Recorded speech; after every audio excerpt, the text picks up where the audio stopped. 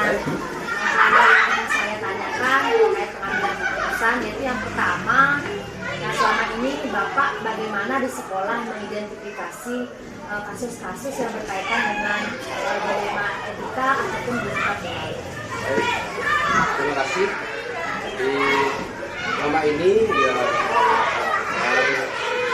dalam identifikasi kasus-kasus yang disebutkan tadi itu, yang pertama adalah mencari benar salahnya dulu, kemudian tentu saja yang merupakan kasus di etika itu, kemudian kita sebagai orang dewasa pasti pendekatan kepada hati ke hati yang apa yang kami lakukan, sehingga apa yang dimaksud dengan etika itu tidak ada ketersinggungan dan sebagainya, sehingga kita akan mencapai apa yang itu yang kita lakukan nanti. Kemudian selanjutnya Pak Made, kemudian bagaimana Anda menjalankan pengambilan keputusan di sekolah, kemudian terutama untuk kasus-kasus di mana ada dua kepentingan yang sama-sama benar atau mengandung nilai kebajikan yang sama, Pak Made? Untuk kasus-kasus yang seperti itu, tentunya Bapak selalu melibatkan dalam rapat-rapat sekolah, selalu meminta pendapat pada teman-teman terutama yang guru-guru senior, minta pendapatnya bagaimana. Jadi apapun yang menjadi keputusan di sana, itulah yang Bapak lakukan, sehingga setidak-tidaknya mendekatilah keadilan di dalam sekolah ini. Baik Pak Made, terus selanjutnya langkah-langkah atau prosedur apa yang Bapak lakukan selama ini? Langkah-langkah atau prosedur yang sudah Bapak lakukan itu sesuai apa yang sudah jadi.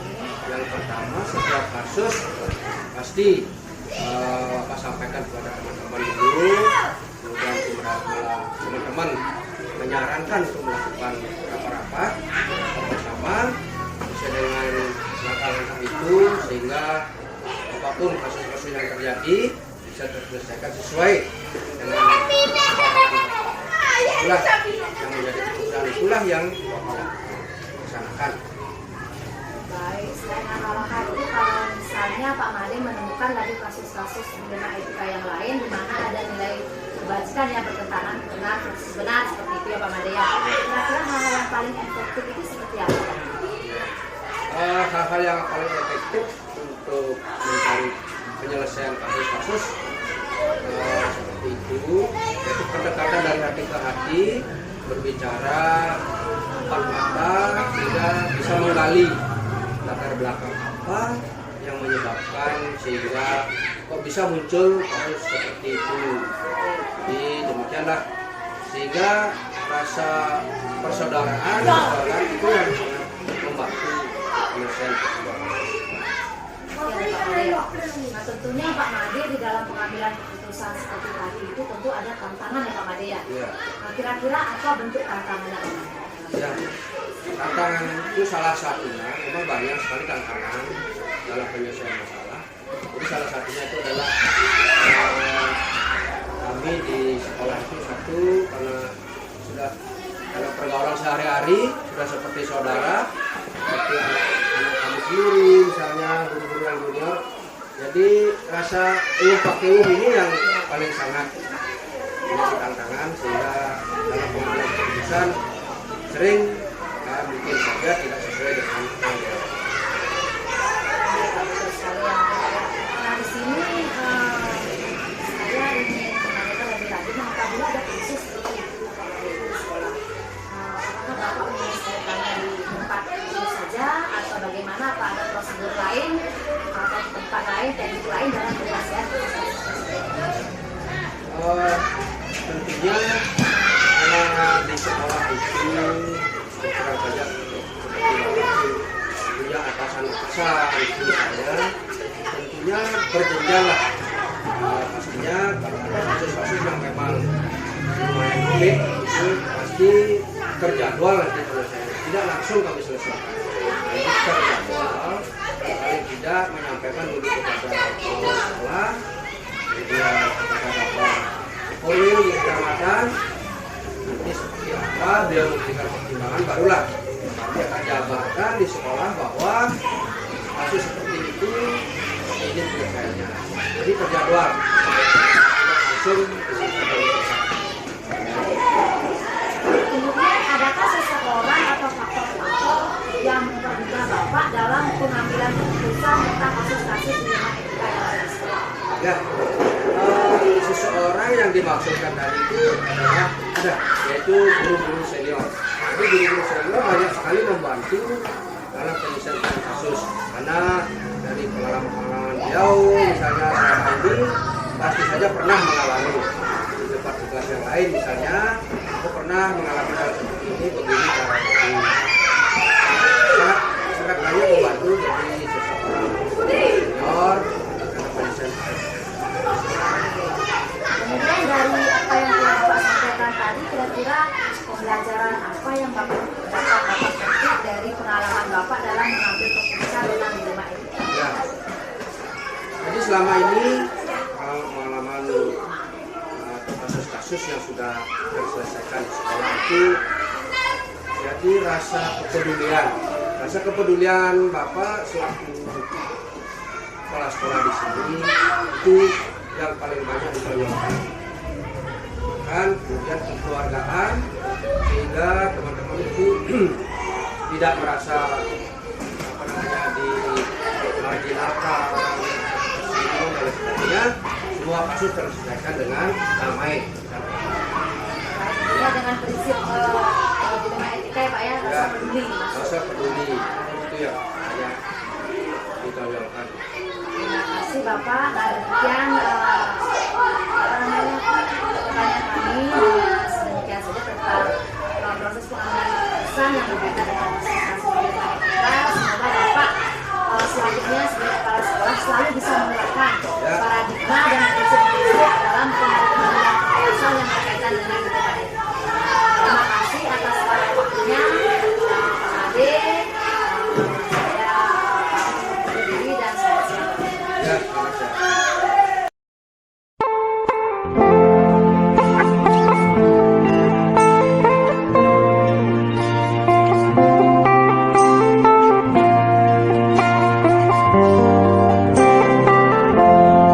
Pagi Pak Made, terima kasih atas kesempatannya pada hari ini sudah memberikan waktu kepada saya sebagai calon penggerak untuk melakukan wawancara kepada kepala sekolah terkait dengan pengambilan keputusan.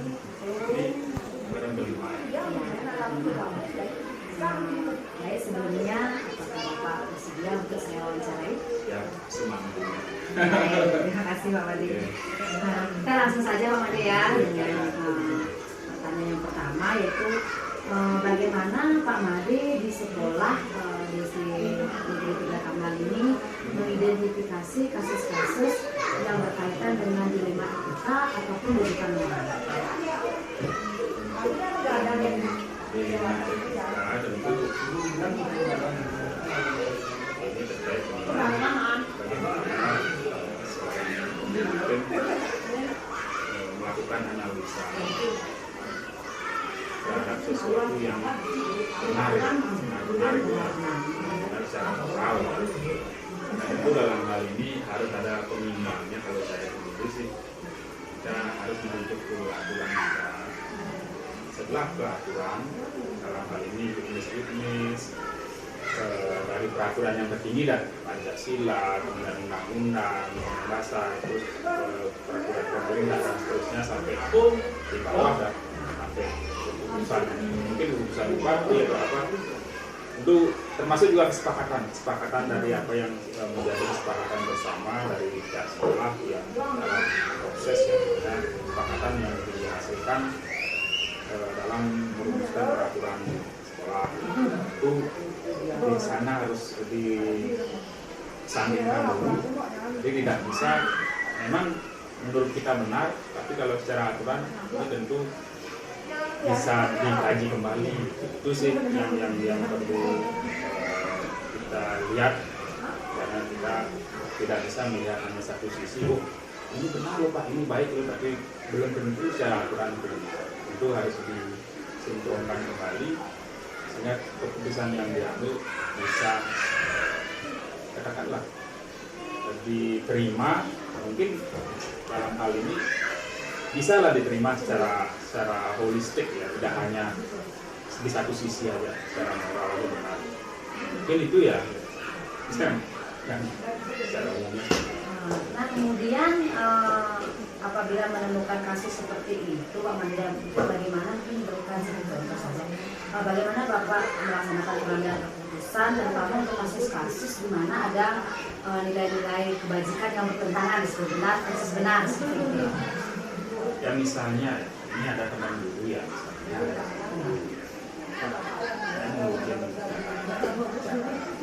satu sisi benar kan, ada acara melaksanakan kewajiban sosial lah di rumah atau sebagai warga masyarakat kan punya kewajiban sosial juga. Terus satu sisi ada kelas yang harus dikondisikan.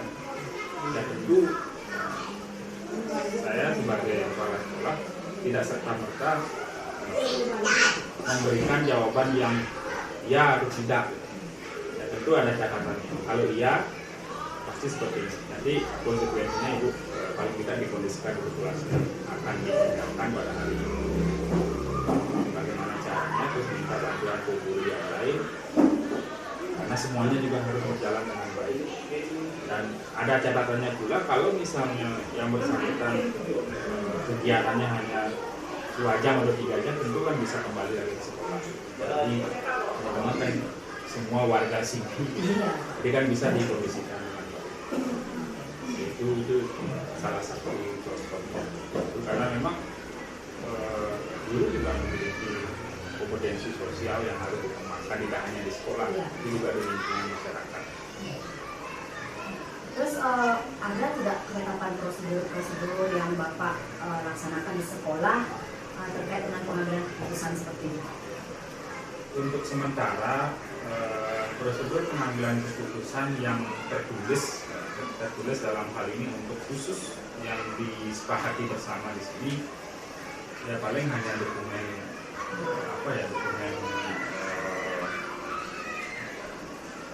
nilai-nilai yang ditumbuhkan, mungkin bagaimana merumuskan visi misi, itu saja sih, tidak ada yang secara aturan yang detail, tidak ada konsekuensi atau apa, tidak ada. Itu yang jelas semua yang dilakukan rujukannya pertama aturan dulu, setelah itu kesepakatan, kemudian baru pengembangannya ke yang tadi. Kalau misalnya ada hal yang berhubungan dengan juga tidak akan baik. Nah, kira-kira hal itu efektif kan Pak ya tentunya. Nah, kalau ada hal efektif lainnya dalam pengambilan keputusan, terutama terkait dengan kasus dilema etika tersebut, apa misalnya yang paling efektif pada sekolah? Yang pertama kesepakatan ya. Kalau saya sih kesepakatan, kesepakatan dan komitmen dari guru dan tenaga pendidikan yang ada di sini, karena dari awal ketika saya mulai di sini di tahun 2020 saya memulai bahwa semua orang punya peran tersendiri dan jangan takut untuk berpendapat. Yang jelas ini aturan-aturannya saya sampaikan, kemudian bagaimana konsekuensi juga terkait juga dengan permohonan izin jika memang perlu. Kami tidak membatasi hal itu. Yang dari awal memang seperti itu sejak saya bertugas di sini. Namun yang jelas tentu dalam hal ini terkadang kita ya, termasuk saya sendiri, teman-teman saya sendiri kadang-kadang perlu juga merefleksi diri, karena itu penting sekali. Jadi tidak hanya komitmen itu, kadang-kadang komitmen juga merasa dalam perjalanan seiring waktu kan lemah juga motivasinya. Kita harus refleksi diri, dan refleksi itu sementara ini kami tuangkan dalam catatan form online, tapi sementara hanya fokus pada refleksi pembelajaran, jadi bukan ke yang lain. Kalau yang lain paling kami sesekali minta minta dengar pendapat dari Bapak Ibu dari pendidikan, bisa rapat. Karena dengar pendapat itu kita bisa mendengar keluhan-keluhan teman, kenal lagi seperti apa dan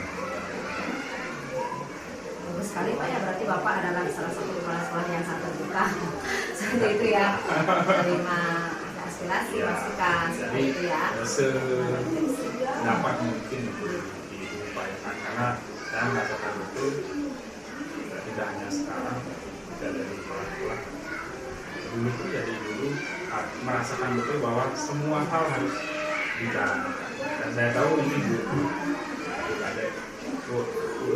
butuh ya, tapi saya tahu aktif sekali di mana-mana.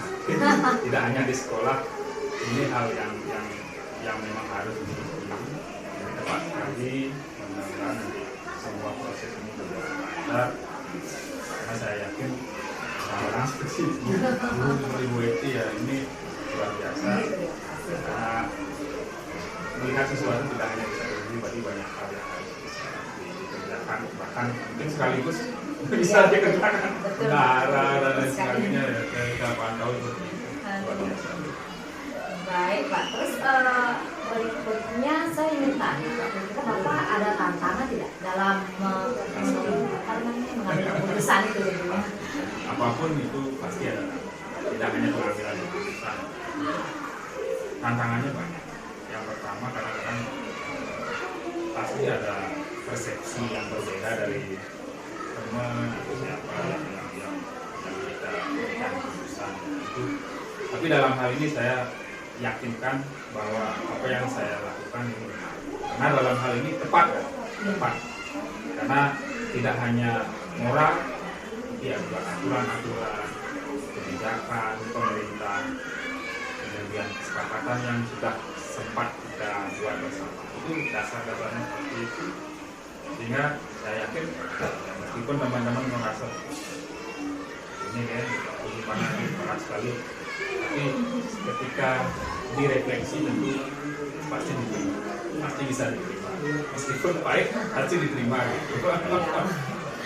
Itu tantangan, tidak hanya jadi kepala sekolah, jadi guru pun juga sama. Karena yang dihadapi adalah siswa, yang dihadapi oleh orang tua siswa yang mungkin dari tidak langsung ataupun langsung melakukan intervensi atau apa, itu semua juga menjadi bagian dari pembelajaran yang mengambil keputusan, tidak hanya di Pak, begini Pak, apabila misalnya ada kasus ini tentang dilema etika itu, ketika Bapak mengambil sebuah keputusan yang berkaitan dengan kasus tersebut, apakah Bapak menyelesaikannya langsung di tempat, apa punya jadwal dan prosedur tertentu untuk menyelesaikan? Nah itu kan kembali ke apa yang dihadapi. Jika memang hal itu yang sekiranya bisa diambil sesegera mungkin, pasti bisa diselesaikan.